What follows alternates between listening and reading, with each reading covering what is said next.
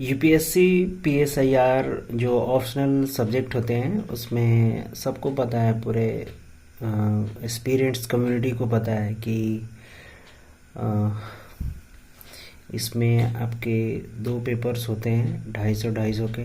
और इसकी कुछ ऐसे इम्पोर्टेंट पॉइंट्स हैं जिसको मैं अभी दिखाने जा रहा था। इसमें एक टॉपिक था न्यायालय की मानवीय आधार पर न्यायिक समीक्षा जो होती है वो किस तरीके से डिस्ट्रीब्यूटेड होती है कार्यपालिका और विधायिका के बीच में। तो एक बहुत ही बड़ा संगीन चीज़ें सामने आई थी न्यायपालिका की तरफ से, जिन्होंने अपने 142 पावर का यूज़ करके और एक बहुत ही ऐसी घटना को जन्म दिया जो नहीं होना चाहिए, फिर भी उसने अपने पावर का दम दिखा करके किया। क्योंकि संविधान में अगर इस तरीके की चीज़ें हैं तो कभी कभी देखने को मिलता है हमारे सुप्रीम कोर्ट की तरफ से। मैं ये नहीं कहता कि पूर्ण रूप से गलत है, लेकिन एक गलत का हिस्सा था, उसको न्यायालय ने अपने दम पे ऐसा काम किया। बट मैं उस घटना को भी उजागर करने की कोशिश कर रहा हूँ। अभी मैं दिखाना चाह रहा था कि न्यायपालिका का एक डिसीज़न होता है, मेकिंग डिसीज़न होता है, जिसको मानवीय आधार पे नहीं डिसीज़न ले सकती। वो साक्ष्य के आधार पे डिसीज़न लेती है अपने गलत सही का।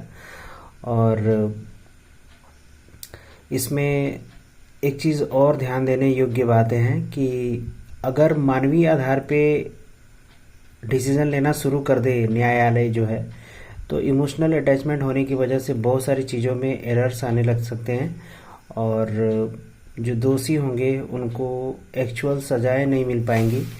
और फाइनली क्या होगा कि जो एक्चुअल दोषी के लायक होंगे उनको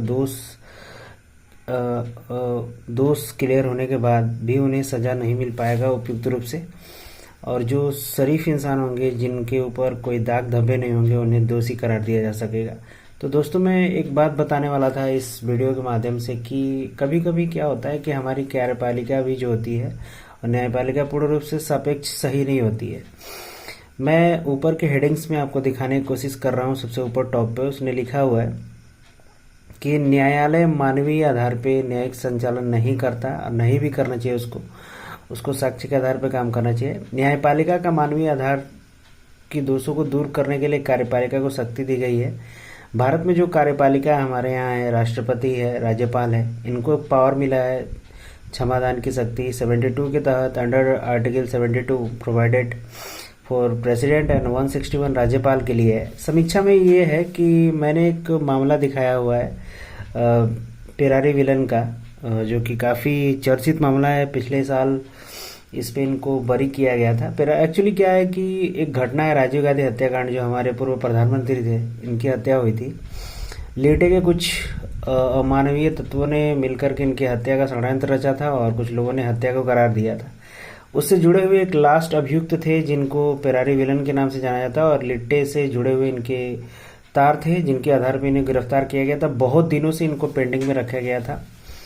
कोर्ट जो था इनके ऊपर सुनवाई पे सुनवाई किया जा रहा था और इनको चाहने वाले कुछ ऐसे लोग थे जो काफ़ी कोशिश में थे कि ये छूट जाए और फाइनली वही हुआ जैसा कि लोग चाहते थे। और एक्चुअली क्या था कि श्रीलंका की एक आतंकवादी गतिविधियों को जन्म देने वाली जो कम्युनिटी थी लिट्टे, वो बहुत ही भयंकर थी काफ़ी उस समय में, जिस समय हमारे पूर्व प्रधानमंत्री राजीव गांधी थे जिनकी हत्या हुई थी। तो उसमें एक पेरारी विलन नाम के व्यक्ति को भी अंदर किया गया था और ये उनसे जुड़े हुए थे। तो फाइनली एक चीज़ सामने आती है कि पेरारी विलन को छुड़ाने के लिए बहुत सारे प्रयास किए गए और प्रयासों में एक ऐसा प्रयास जो आप सोच नहीं सकते, काफ़ी टॉप गियर का प्रयास किया गया था। एक्चुअली क्या है कि राष्ट्रपति का जो क्षमादान होता है उस पे भी ये लोग काम कर चुके थे, राज्यपाल पे भी काम कर चुके थे, लेकिन इसकी विलम्ब प्रक्रियाएं काफ़ी चलती रही। और चूंकि पॉलिटिकल एजेंडा होता है ये राष्ट्रपति और राज्यपाल वाली जो होती है सिचुएशंस, सबको पता है कि राजनीतिकरण की वजह से बहुत सारी चीज़ों पे सर डिसीजंस नहीं आते, काफ़ी लेट होती है, काफ़ी विलंबन होता है इसमें।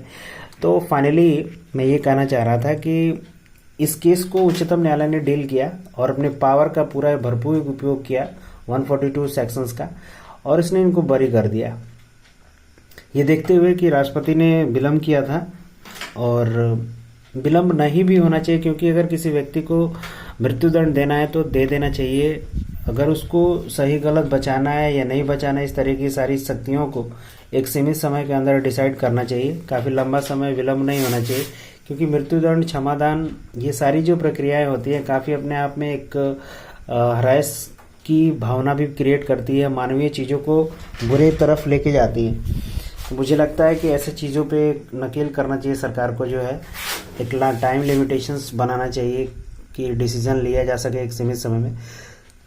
तो इसमें फाइनली क्या हुआ, उच्चतम न्यायालय ने अपने ब्रह्मास्त्र का प्रयोग किया, 142 जिसको बोल सकते हैं अनुच्छेद, और इसका प्रयोग करते हुए उनको बरी दे दिया। और इस तरीके से हम देख सकते हैं कि शक्ति पृथक्करण का उल्लंघन होता है। यहाँ पे कार्यपालिका न्यायपालिका को जो काम सौंपी गई है वह एक सही निश्चय समय के अंदर नहीं हो पाने की वजह से दूसरी न्यायपालिका को अपने ब्रह्मास्त्र का प्रयोग करके इसे फ्री किया गया।